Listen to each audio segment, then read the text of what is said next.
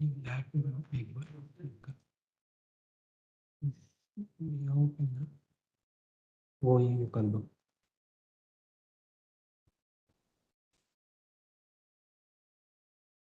उधर आएगा कुछ मत करो, वो यूट्यूब का है।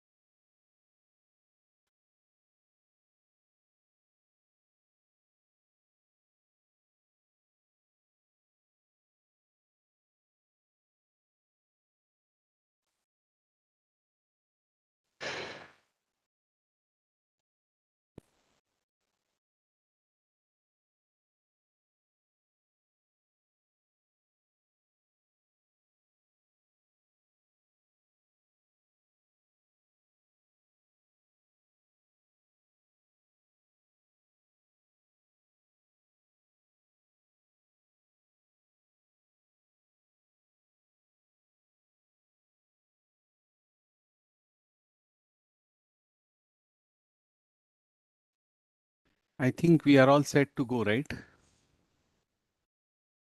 Yes, sir. Yeah, let's go ahead. It's Yeah. already, yeah, time.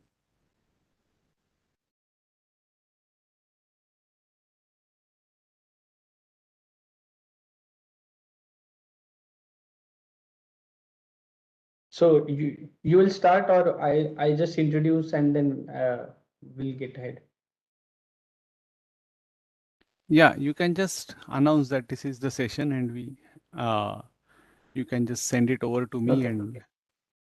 Okay. you are also required to open the feedback form, questions Yeah, it is form. open in front of me. So share that and at that point you can bring me inside. So not, we'll discuss that. Share means orally only, right? You can share the screen if you want. I can also share the screen, not a problem. Uh, I will share the screen. Don't okay. worry. Don't worry. Okay. So good afternoon, everyone.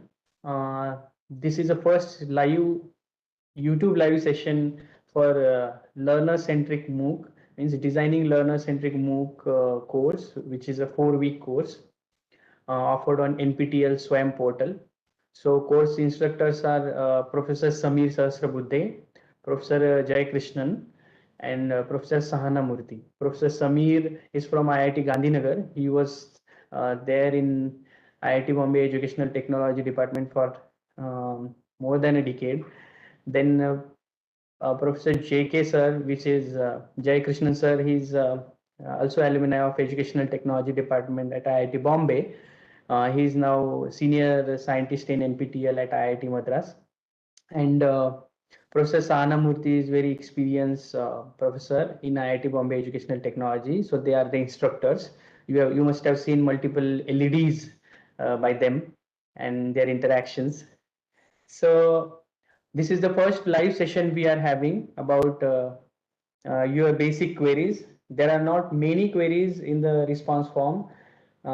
Usually we are familiar with the 30, 50, hundreds of queries, but I can see only 3 to 5 queries, and out of that only 2 to 3 are really considerable and others are only yes no type questions. So I really request learners to get engaged with that, and you can ask anything whatever you have in your mind regarding course, regarding any other academic thing also you want a feedback on from such kind of experienced professors.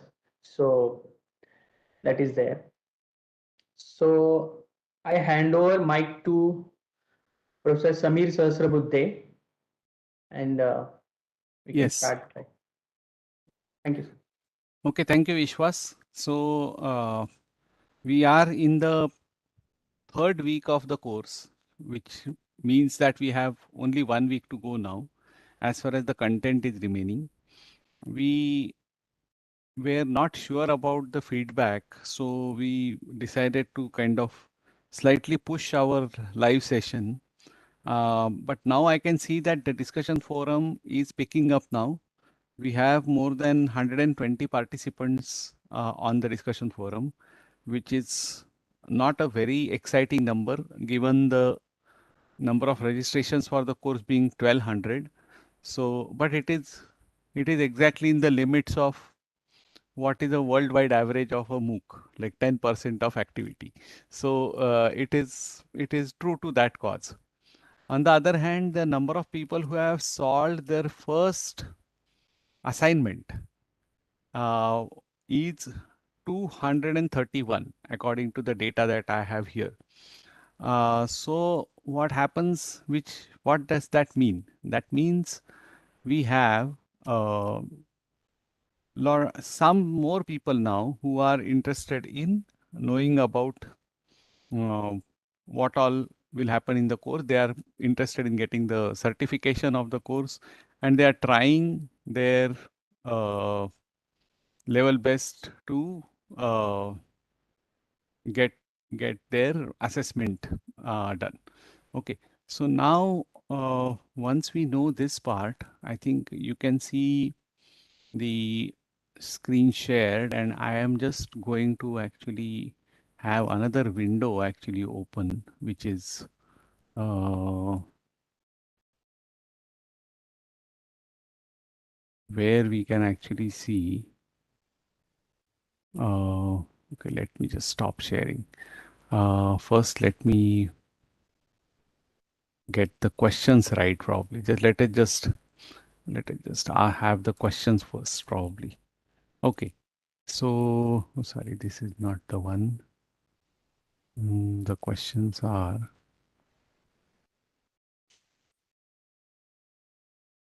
Did I leave them? Okay. I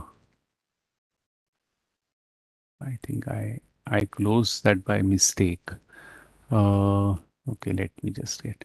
Can you just read out one of the questions by the time? Yes, sir. So, mm, first question is regarding, we'll take up Yeah, some conceptual and some detailed question first, and then yeah, yeah, we'll go to the technical.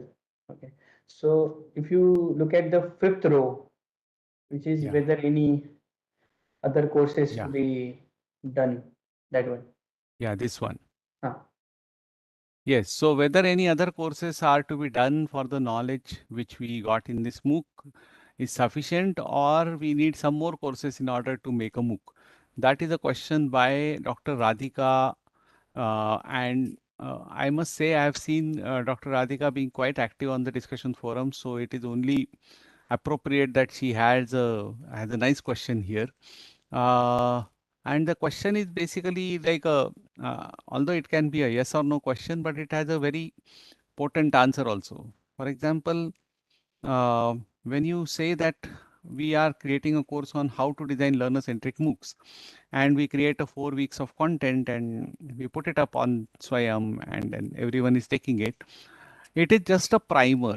It will give you kind of a small window towards look at MOOC design as a concept. Now, like I said, like I would agree to say that uh, after creating 7 MOOCs, I am still learning about how to run a MOOC, how to create a MOOC. So that is endless. Like there is no such thing called as when do you learn the thing completely. But of course, this course is a very good primer because we have seen many people utilizing this knowledge to create their own courses. So yes, this course as of now, this is sufficient for you to start your journey in MOOC creation. But yeah, as you go along, you will realize there is a ocean out there and you can just keep learning more and more things. Also, I would like to mention here 2 things. One very important thing is that please find out uh, a collaborator when you create a MOOC, like or collaborators rather. If you tell me, if I tell you my own example, again, I have created most of my courses in collaboration with somebody.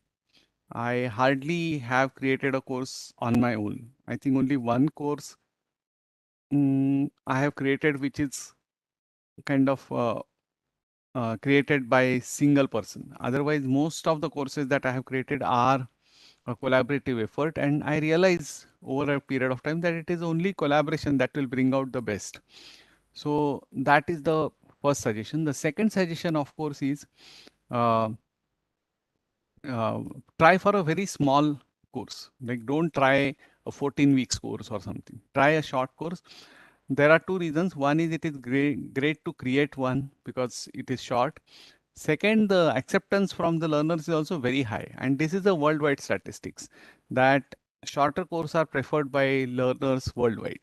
So for these 2 reasons, if you are um, planning to attempt a course creation immediately after this, then keep these 2 suggestions in mind. I think that is these are going to help you.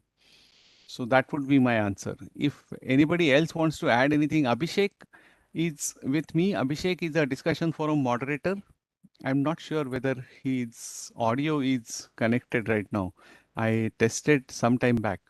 Now, the reason I want to bring him on is he has created a course on his own. It's a MOOC, and uh, he just mentioned in one of the meetings his experience of creating a MOOC. And now I think he is on the verge of creating the second MOOC. So Abhishek, if you can just unmute yourself and speak probably, it would be nice. Sir Vishwas here. If we can stop screen sharing, then we can means. Okay. Uh, Yeah. Am I audible, sir? Yeah. So regarding this, it's a very interesting question in that sense that learner is actually interested in continuing this further. So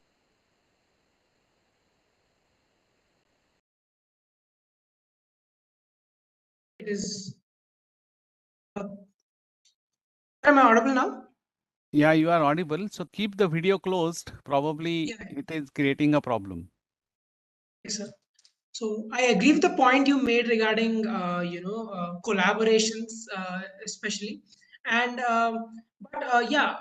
So regarding that, even in times of collaborations as well, just wanted to add on to that these collaborations need not only be in terms of having big organizations behind you or using big LMS platforms for your course, but you can have collaborations among your colleagues, short groups, and they can contribute well as well, in developing the course in that way.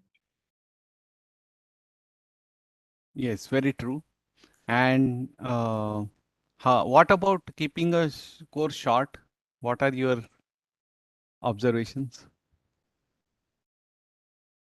Sir, I think that yeah, I think that regarding keeping the course short, I think it depends on the content again. Yes, yes. You know, Of course. Yes, yes. LEDs as such. Correct. I break, sir, in between. No, you are fine. Yeah. So if you make only video content or something like that, I think that will take more time, more effort from the makers. But if the course is less, more of content in terms of resources and gathering resources, giving a direction to. It depends on the subject, right? Because there might be subjects in which there is more of a reading oriented session. So No, no, no. I am can be asking trade-off. about whether it should be 4 weeks, 8 weeks, 12 weeks. What should be the Yeah, yeah. duration? Yeah, so that's what I was talking about that only. That it depends on the course content, number one, and Yes. and the type of the course content as well, right? Okay. Yeah, yeah. That is both. Yeah, but that is secondary. I am trying to suggest that whenever you select a topic of the course, keep it short so that your course duration will automatically be shorter. Because Yes, if you that's keep a very big topic such as like maybe a history of India, then you can go on for 40 weeks also and it will not be over. And you can never complete it in 4 weeks. But it is very difficult to keep the engagement of people on for 40 weeks. So if you want a successful course, one shortcut to that is keep it short. So that's my mantra. Okay, let us move on to the next question probably. And the next question is Vishwas. so next question is just a second. It's regarding somehow logistic, but it's still relevant. That will it be feasible to have 1 or 2 day workshop on designing LCM at the regional centers so that they can have some hands-on experience about Okay. LCM. So who has asked this? This is asked by JB Sharmila. Yeah. Okay. So the answer to that is after you complete this course. Okay. We treat all of you as LCM alumni. Okay. And since you have, there is another question which I am answering in this question itself. The question is, will you have access to the course even after you complete the course? The answer is yes, you will have access to the course till probably NPTEL decides to stop and all that. But in your login, if you go to my courses, uh, I think there will be clear-cut two tabs. One is completed and one is ongoing. So if you go to completed courses, I think you will find LCM course always there, and you can go to the course. In fact, LCM, the NPTEL team also pushes this kind of courses which are over on their backup systems also sometimes. But yeah, for all of us, the good news is that you can access the course even after the course date is over. Now, given that point, what we expect you is that because you are an alumnus of this course, if you wish to conduct a workshop, you should be able to conduct it yourself using the content available. So you should be able to do a flipped classroom. You should be able to just share the video. You can show the video, and you can actually get Professor Sridhar giving a lecture for you, and Professor Sahana giving a lecture for you, Professor Jay Krishnan giving a lecture, and Samir, of course, can be there. So you don't actually need any more other teachers for conducting this. You should be able to steer it yourself. And that's the whole plan of creating courses in open source and leveraging people to utilize the content in the way they want to. So with that, I suppose that would be a greater thing to watch. And we would really welcome and probably help such people who would like to conduct such courses. So you keep on talking to us, and we would definitely help you with that. Right. So I think I have answered that question as well. Somebody who is also watching the YouTube can see if there is a question on that. If not, doesn't matter, because of the fact that this will stay on YouTube, so people who can watch it later will be able to see it. Any other question that the discussion forum moderators who have joined me? So I am joined by moderators. I have Natasha Gomes here. I also have Irene, both of them representing Goa University. We have Sudarshan from Chennai and Abhishek. I don't know his location. Sir, Abhishek from? Bangalore, sir. Okay, Abhishek from Bangalore.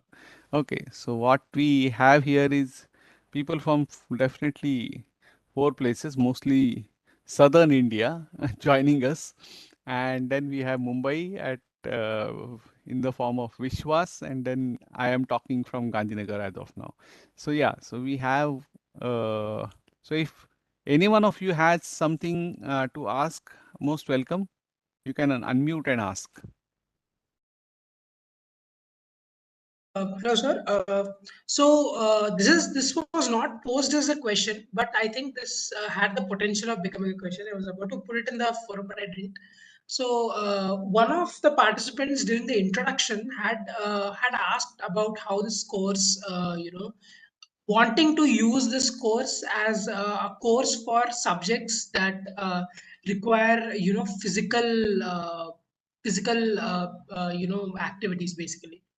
So could you elaborate on that? That how will this course be useful for for subjects that require physical activity, basically?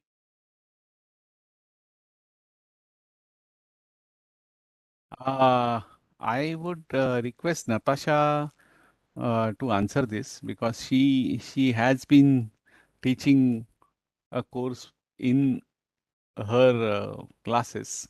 So, and she has been a alumnus of this course quite long time back. Is there anything as a takeaway for you from this course, and what is that you implement in your classes? So, am I audible? Yeah, go ahead. When we had done a course on theatre, which was conceptually, it was quite difficult for us to think initially about how do we offer it in the online mode. But we did take some of the principles, like say, for instance, we did have LEDs. Some of them we had created and shared it with the participants of our in our course. We also had texts that were also LEDs. In addition, we had given a lot of assignments where the students had a lot of discussion. So the discussion forum was on was aptly utilized to ensure that students are putting in their creations, because for a skill based course sometimes the student needs to apply the techniques that have been taught and then have like a create something and then post. So we used some of these in our course. And in fact, I think Sir also has the course on animation. And in some of these things, like assignments were also given where participants go back, post their queries, then they get suggestions by the others. So they go Right. back and work on it. So yes.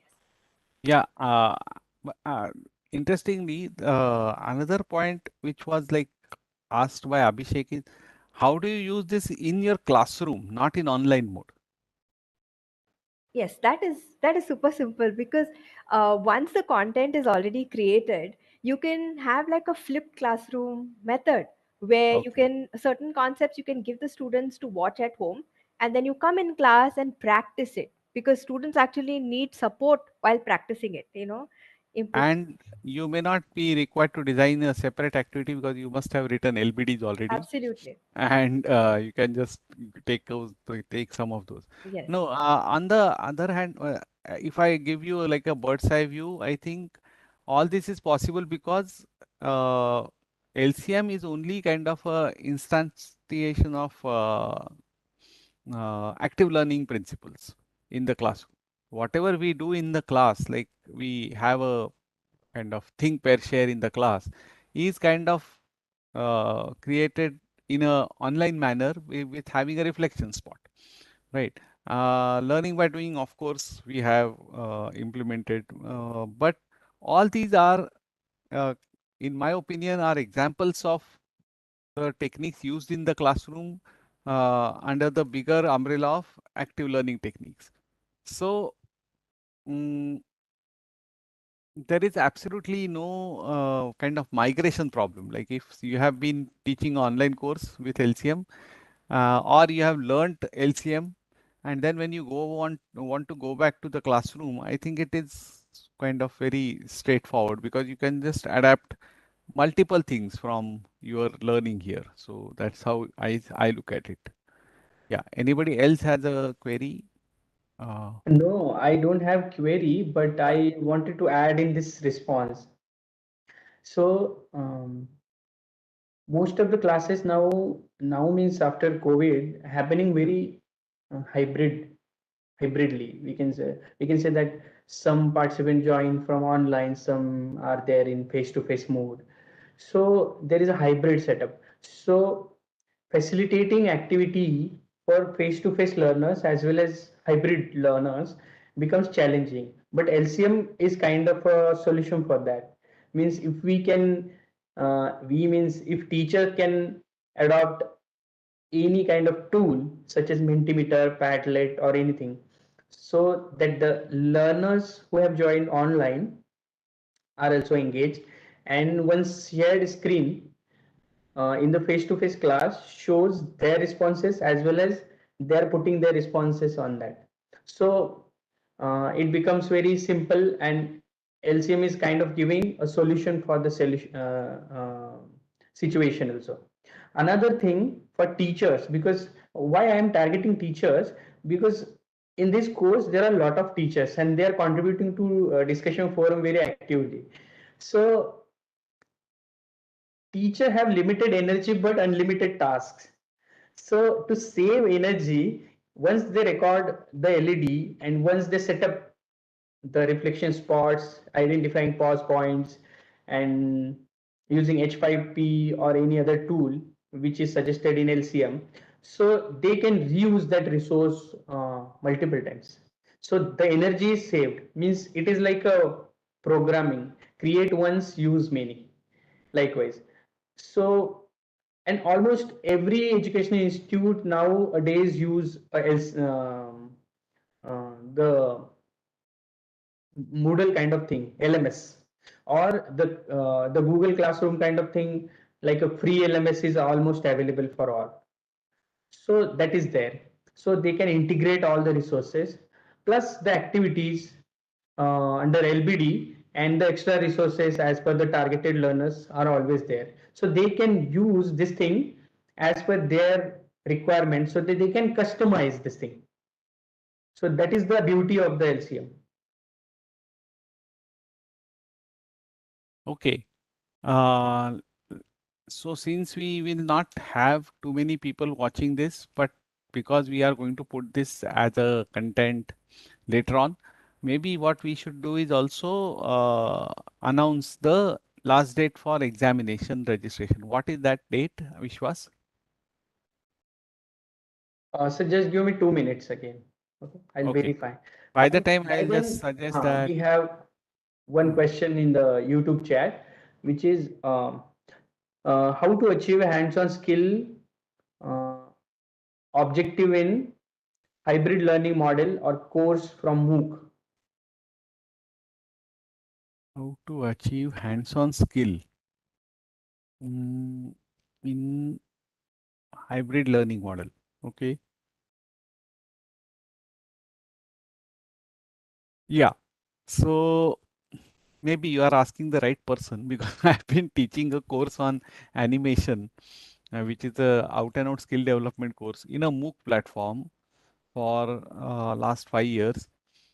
So yeah, it requires lot of participation from the learner side. So it's not like what should be the course. So course can be even average course, because unless and until the learner puts in efforts, things are not going to fly at all. So it is a very, very learner dependent course. Although even if it is learner centric, it doesn't help. After a point, it has to be learner initiative, that learners take it up and try to solve the problems that are given by the instructors, assignments, discussion forum, applications. All these things are at the level where the instructor will only create it, but then the learner has to take it. So for skill courses, this is what our observation has been, that whenever the um, learners take initiatives, then and only then we see a very high turnout. So I can tell you the data for my course in animation. We had literally thousands of learners in that course, and we were very pleasantly happy to see a very high retention rate as compared to the 10%, which is a normal retention rate of any MOOC. We used to get a retention rate of over 37%. So it is almost 4 times the regular rate of a MOOC in worldwide setup. So why was that? It was mainly because of the discussion forum activities, because people were encouraged a lot on discussion forum. If they post something, they would get a lot of feedback about it. And their skills were kind of celebrated. So if somebody posts something very interesting, it was all liked by people, and then this interaction used to happen a lot. So I think that is the crux of the whole thing. The orchestration of skill-based MOOC is very, very crucial. You will learn about orchestration in the last week. So yeah, wait till then.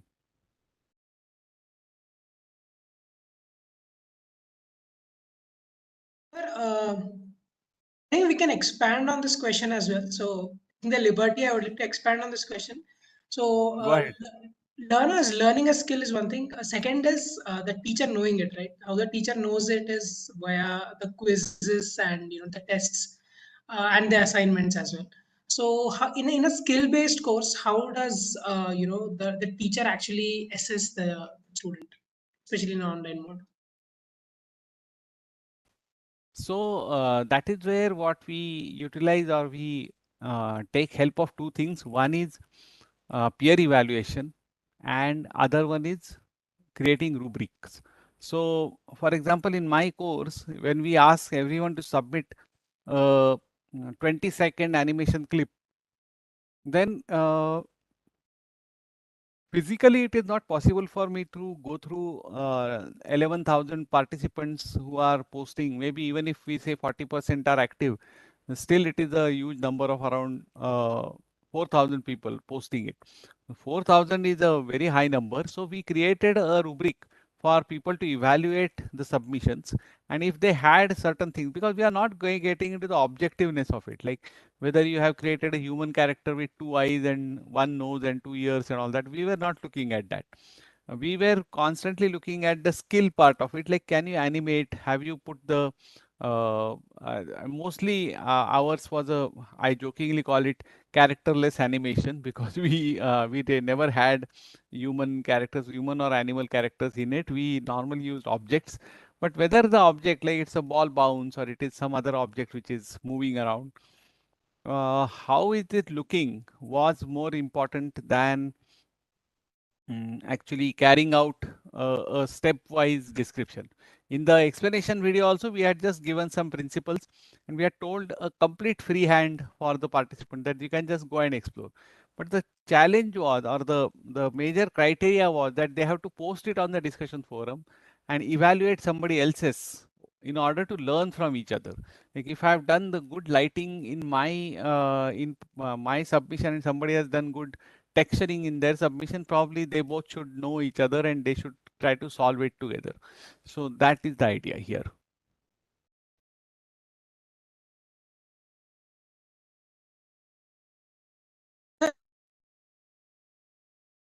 On YouTube. Okay. On the YouTube video, it is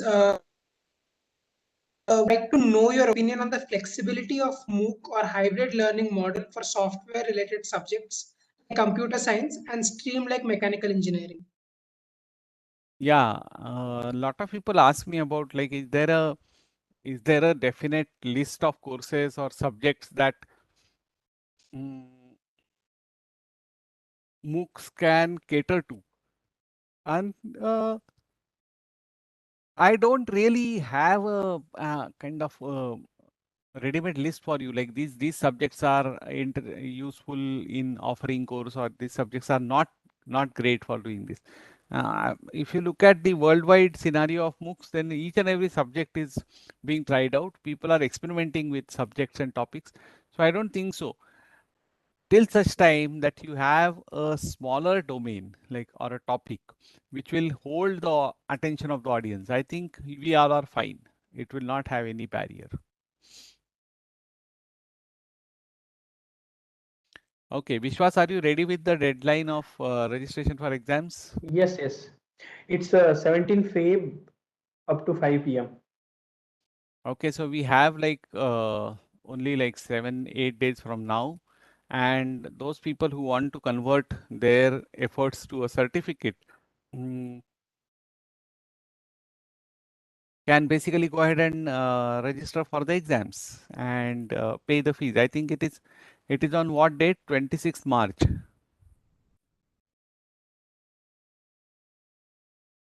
Yeah, 26 March. Correct. So the exam is on 26th of March. A couple of announcements. I have sent an email yesterday already.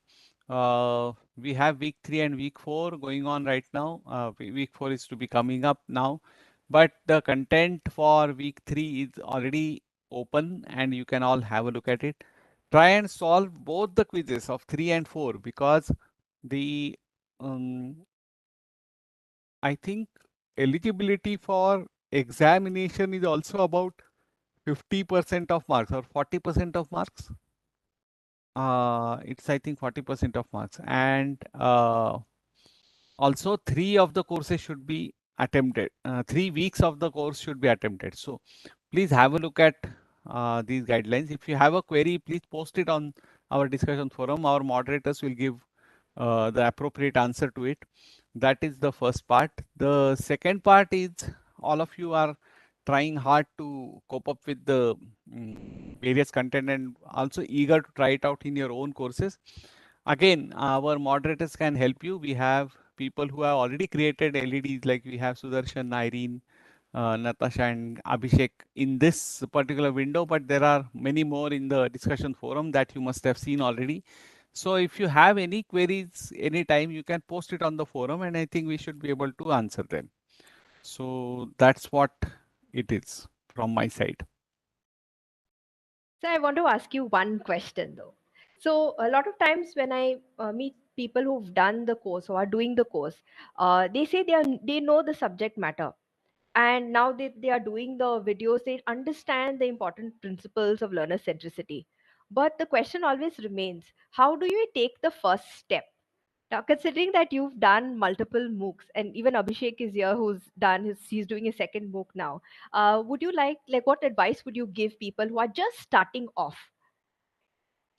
So I would say that um, it is a slightly different pitch, pitch as in the cricket pitch, because the format changes drastically. Like you have a 5-day match where you teach a course in a college or a university. You have 2 to 3 hours of contact hours every week, and then you go for 14 weeks, and you have the luxury of meeting students. You have options to take them to a study tour. You can have after class office hours for meeting them. So all these things are something that you have enjoyed over a period of time. That's why you are a good teacher.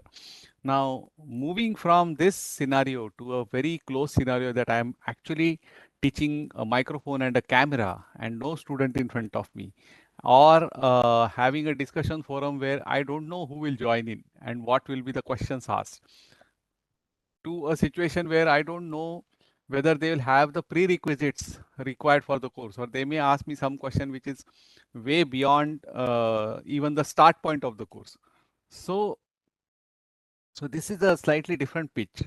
Now, when you want to start like that, I would highly recommend to go ahead with starting smaller video portions to be recorded, or smaller, even before video, you can create slides about having a reflection spot just to begin with, because that will give you the first hand experience of writing a script. Like, what do you want to start off with? Where do you want to pause your lecture? Where do you want to ask a reflection spot question? What should be the summary and answers for that? Once you are ready with that, just to have a proof of concept, I would recommend try and record it and show it around in your community. Show it around to your fellow teachers, some of your students, ex-students probably, and then get some feedback about it. Once you get some positive feedback about the video that you have done, probably you will get it in the first video if you are good. Otherwise, it may take like 2 or 3 videos to get it right. Once you get that recipe right, then sit down and figure out the idea of a course which will not last for anything beyond 4 weeks, for that matter. And 4 weeks, I mean 4 to 6 hours a week multiplied by 4 weeks. So it could be ideally a 24-hour course, or not more than that. 20 to 24-hour course is the limit that I would suggest. In fact, there are people who are making just 4-hour courses and 8-hour courses also nowadays. And Udemy and Udacity and Future Learn are all advertising short courses, like just a 4-hour course on uh, using grammar while writing essays.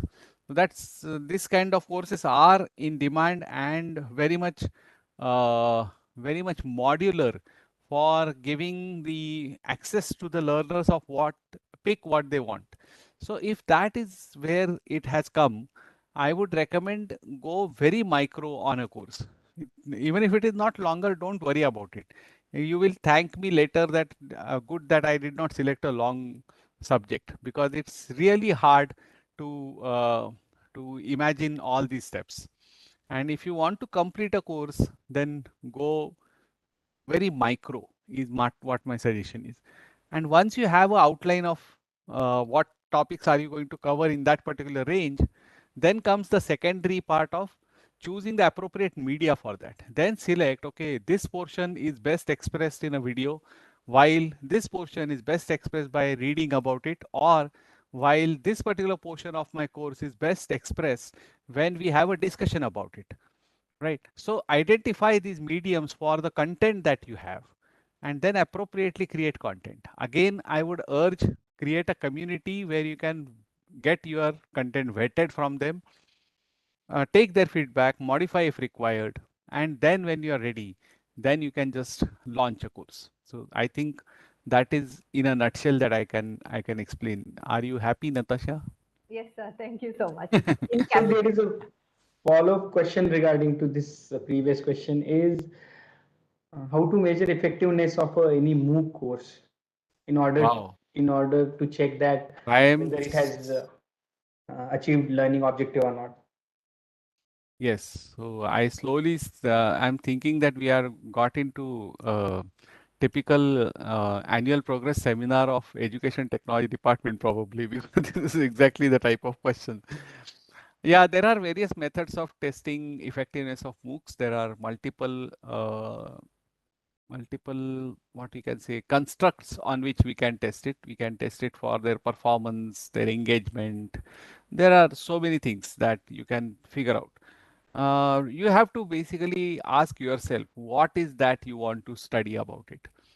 There are also aggregators of MOOCs like Class Central and Swayam and various other people who actually look at multiple MOOCs which are published worldwide, and then they create some top 10 list. But like you must have seen this grading patterns of best university in India and then 5-star rating and this, that, and other.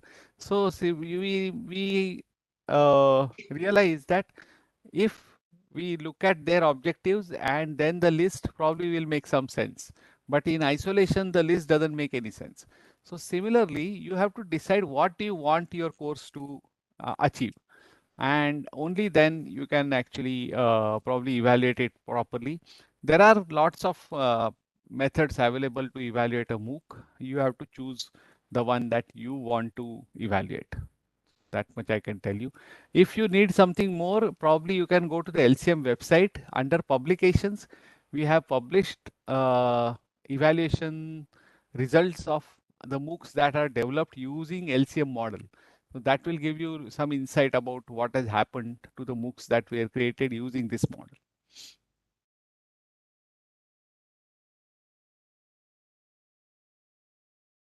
Okay.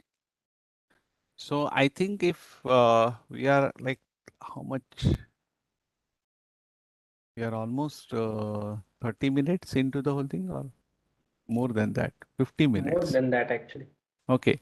So we are almost toward the end of the session, and if there are no more, let's just go through the list again of what was asked by people in the spreadsheet so that we don't leave any ideas there.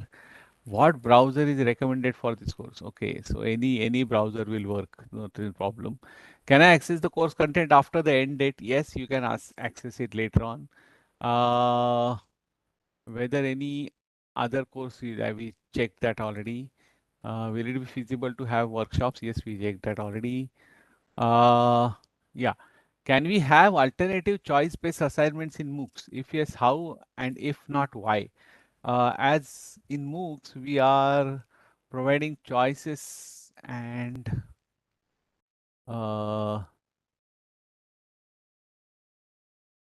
that. Okay.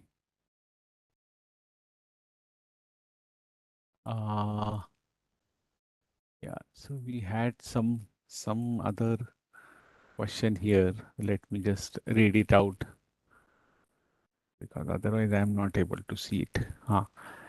So can we have alternate choices, choice-based assessment in MOOCs? If yes, how, and if no, why? As in MOOCs, we are providing choices and learner centricity. So can we have it in assessments as well? Yes, yes, we can have that.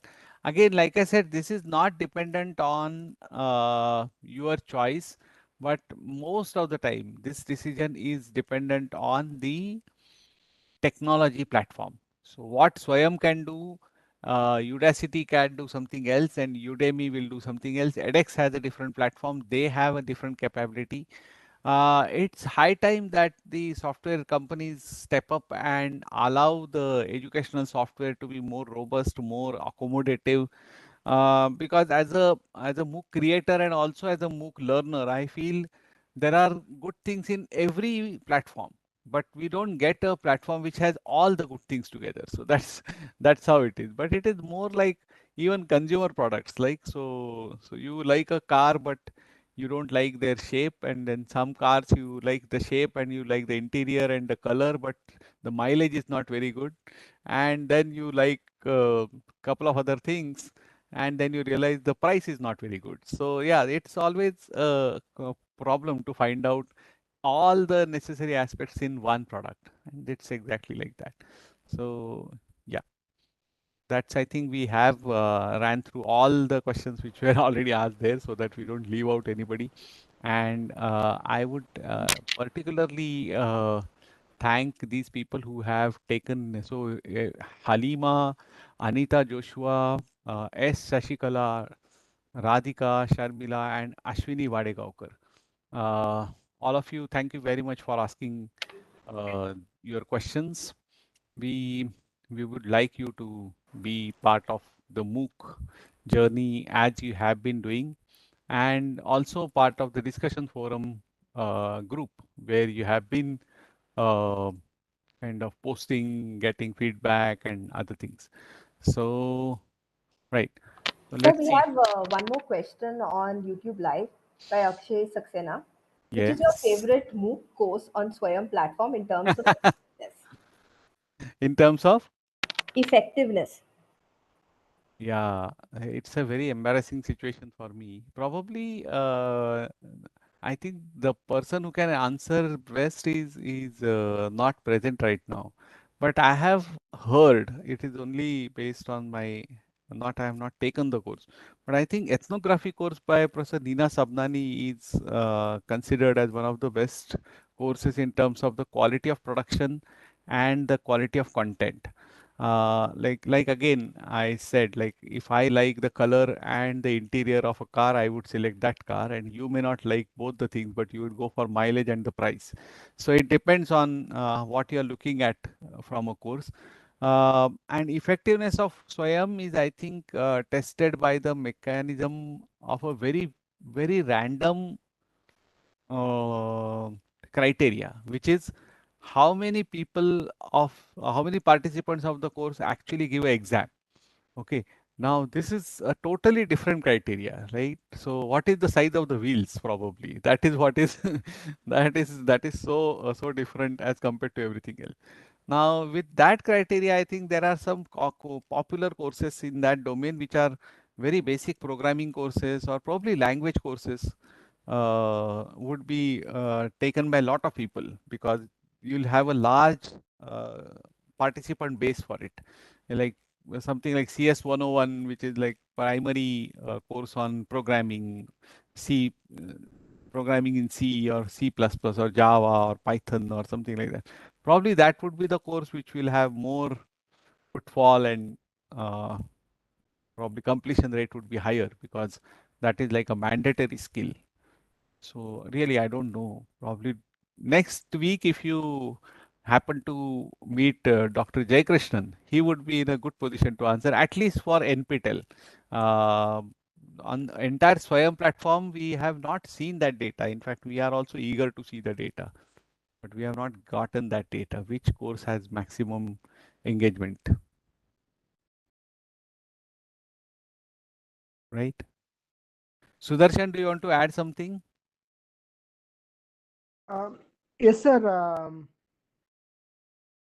As far as the favorite MOOC is concerned, I underwent a course on microbiology in Swayam, environmental microbiology to be exact. That was the name of the course. Offered by Our Swayam, sir. the person and which organization? Uh, I don't remember the IIT. I think I don't remember, sir, exactly. Okay. IIT Kharagpur, I think. Mhm. I can right now check and tell you 1 minute. That's okay. But So, yeah, like you see, um, so that was in terms of discussion forum. The discussion forum was very active. The course instructor was directly involved in the forum and answering questions, okay, supported by his team in a very nice manner, and all the queries were answered then and there. And um, unfortunately, the course was interrupted by the Corona, COVID time was there. But still, the learning happened, I should say, though not supported by writing an exam. But it was the knowledge gained and the experience overall in learning. It was in a way very learner centric by nature of the course itself. okay. That's a good thing to know. And thank you for the input because this is something I have not been able to pursue myself any other course except for learner-centric MOOCs. So I am I actually was trying into for domain expertise, sir, in this. in Okay. advanced teaching. Yeah. What is domain expertise? We have a Swayam has a set of parameters, sir.